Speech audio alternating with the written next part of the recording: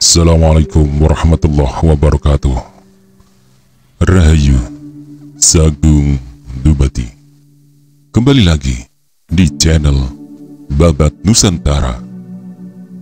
Pada kesempatan kali ini akan menceritakan Gajah Mada seri keempat, Perang Bubat, bagian ke-30.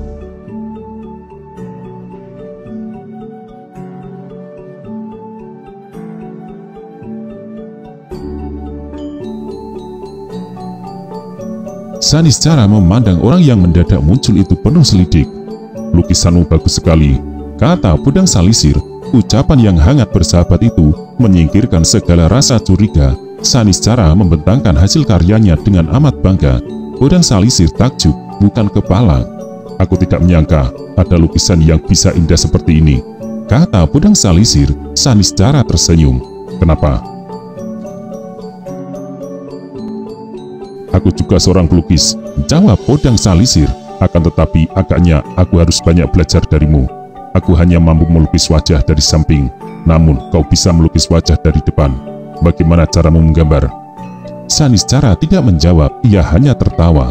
Ledakan petir yang menggemuruh menyebabkan Saniscara harus mengemasi gulungan lukisannya. "Kalau boleh tahu, lukisan siapa itu?" tanya Podang Salisir. "Gambar siapa yang sedemikian cantik itu?" Saniscara berhenti tertawa, raut mukanya bersungguh-sungguh. "Aku tidak bisa menyebut namanya, bahkan aku tidak boleh membisikkannya. Para dedaunan akan terkejut ketika aku menyebut namanya. Ia adalah gadis tercantik di jagat ini, dan aku sangat mencintainya. Kulukis kembang cantik ini karena aku mencintainya," menjawab Saniscara. Dengan tertawa panjang dan tanpa bicara apapun, Saniscara meninggalkan orang yang terkagum-kagum pada karyanya itu. Melalui sebuah pematang kecil dan jalan setapak, laki-laki pemilik kemampuan langka itu kemudian menghilang. Tubuhnya lenyap setelah membelok di balik rimbun pohon bambu petung. "Bukan main," gumam Podang Salisir yang tak mampu menutupi kekagumannya.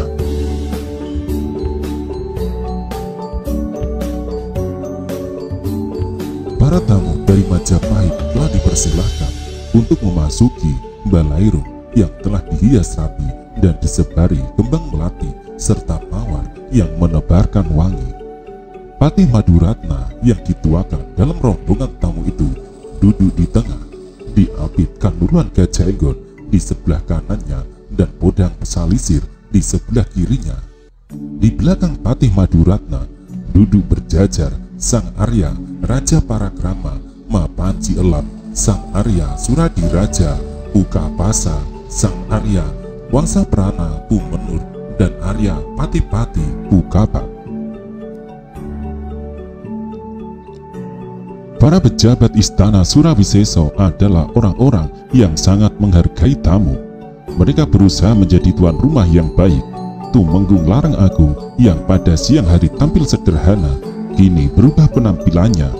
Ia mengenakan pakaian keprajuritan, lengkap dengan tanda-tanda kebesarannya. Sebuah lecana yang melekat di pundak kirinya menunjukkan pangkat yang melekat padanya adalah Tumenggung. Kuda Swabaya yang pada siang sebelumnya telah banyak bertanya bisa menebak siapa saja pejabat Sunda Galuh yang menemani Prabu Maharaja menerima tamunya. Rangga Kahweni yang tersenyum kepadanya segera dibalas dengan senyum seimbang. Kuda Swabaya tak perlu kesulitan menebak, 3 kursi yang disiapkan di tengah balairung itu pastilah dampar untuk Prabu Maharaja Linggabuana, Permaisuri, dan Sekar Kedaton. Sementara itu, kursi keempat yang agak terpisah jaraknya dari ketiga kursi itu pastilah disediakan untuk Mahapati Sunda Galuh, Hyang Bunisora, atau yang juga disebut Sang Mangku Bumi Suradipati. Mestinya masih ada kursi yang lain karena raja masih memiliki anak yang saat ini berusia 9 tahun. Semua tebakan itu benar adanya. Dipimpin Kanuruhan Gajah Enggon yang memberi isyarat, penghormatan pun diberikan begitu Raja Sunda Galuh keluar dari pintu yang terbuka.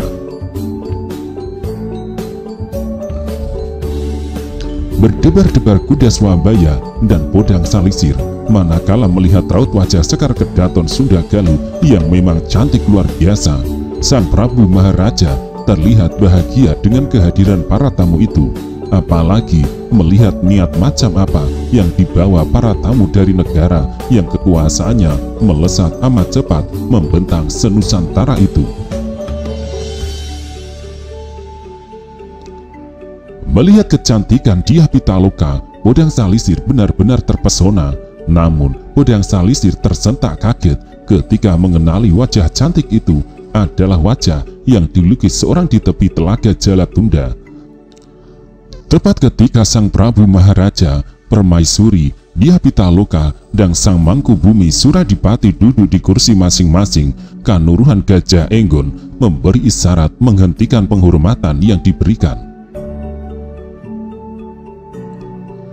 Cara penghormatan yang diberikan tamu-tamu dari Majapahit itu berbeda dengan cara yang berlaku di Sunda Galuh. Gaya masing-masing yang berbeda itu merupakan tambahan wacana, baik bagi para tamu maupun tuan rumah. Di Majapahit jika sedang digelar Pasewakan Agung, pasti digelar pula gamelan yang mengalunkan gending atau lagu yang disesuaikan dengan suasana. Di Balairung Istana Surawisesa pun disajikan suguhan yang sama. Dari sudut Balairung dengan jarak yang agak jauh, sekelompok panayangan mengalunkan dengung dengan irama lembut dan mendayun-dayu. Juru kawi yang mendapat tugas untuk memberi suasana indah dalam pertemuan itu adalah juru kawi terbaik.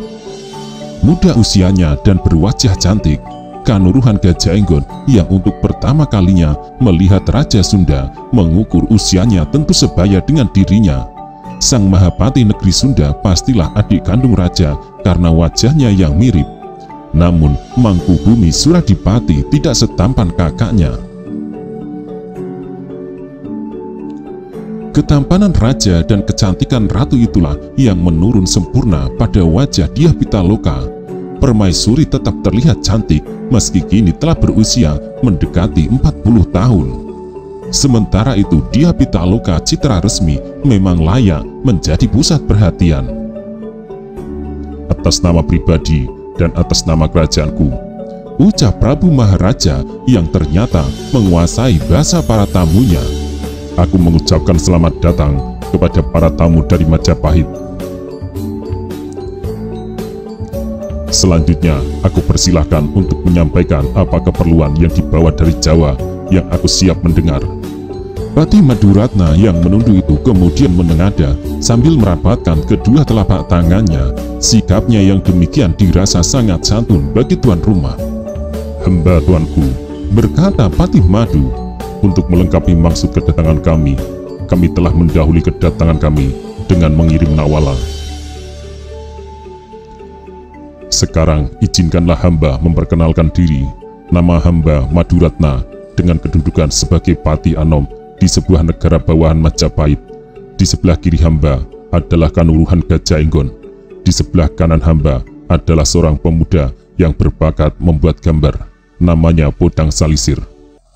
Kanuruhan Gajah Enggon dan Podang Salisir yang disebut namanya secara bersama-sama memberikan penghormatan dengan merapatkan dua telapak tangan masing-masing, kemudian dibawa melekat ke ujung hidung. Sementara itu, teman-teman yang menyertai perjalanan hamba dan duduk di belakang hamba adalah Ma Panji Lam yang menjabat sebagai Arya Raja Parakrama, Pukapasa yang menjabat sebagai Arya Suradiraja, Menur yang memangku jabatan sebagai Sang Arya Wangsaprana, dan Pukapat yang memangku jabatan sebagai Sang Arya Patipati. Mereka adalah para Arya yang mendapat tugas khusus dari Rakyat Mahapati Gajah Mada untuk melihat dari dekat apa yang bisa dipelajari dari negara Sunda Galuh, lalu dikembangkan di Majapahit. Selanjutnya, sahabat hamba Kanuruhan Gajah Enggon membawa pesan khusus yang harus disampaikan kepada Sang Prabu.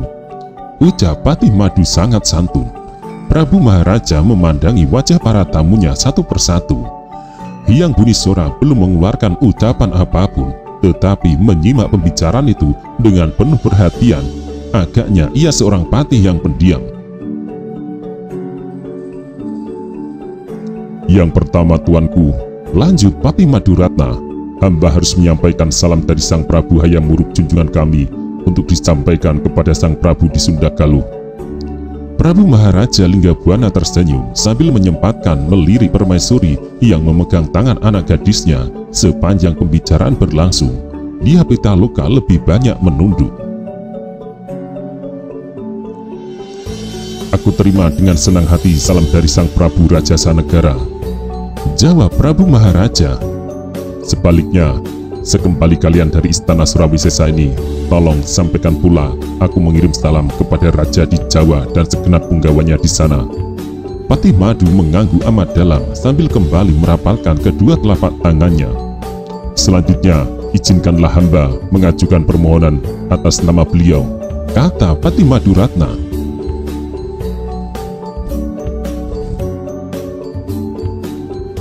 Patih Madu tidak langsung pada pokok persoalan yang dibawanya. Sikapnya yang terlalu santun membuat Ma Panji Elam merasa jengkel. Akan tetapi, Ma Panji Elam harus membungkam mulutnya. Silahkan, jawab Prabu Maharaja Linggabuana. Patih Madu masih dalam sikap menyembah. Hamba tuanku, lanjut Patih Madu. Sri Baginda Prabu Hayam Wuruk saat ini telah berusia 23 tahun. Dan Ibu Suri Sri Gitarja Tribuana Tunggal Dewi Jaya Wisnuwardani berpikir bahwa Prabu Hayam Wuruk sudah saatnya memiliki garwo prameswari. Telah banyak gadis anak para raja bawahan yang diambil gambarnya, tetapi belum satu pun yang membuat Sang Prabu Hayam Wuruk berkenan.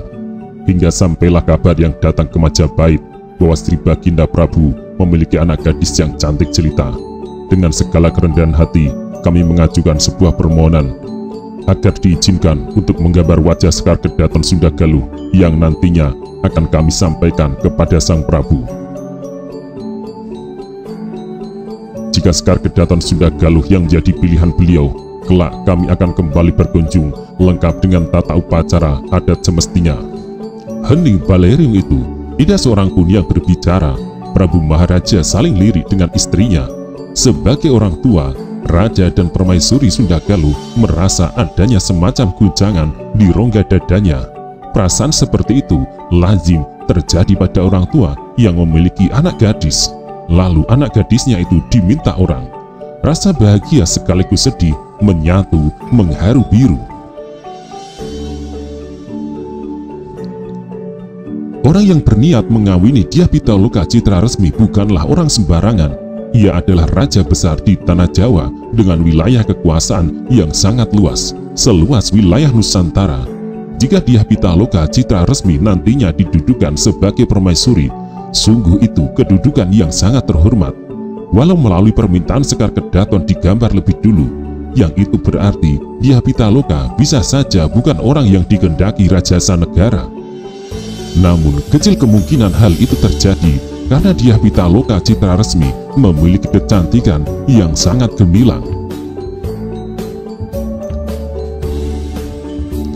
Para punggawa keraton Sunda Galuh terdiam, namun sejatinya di dalam hati mereka sedang terjadi pergolakan riuh.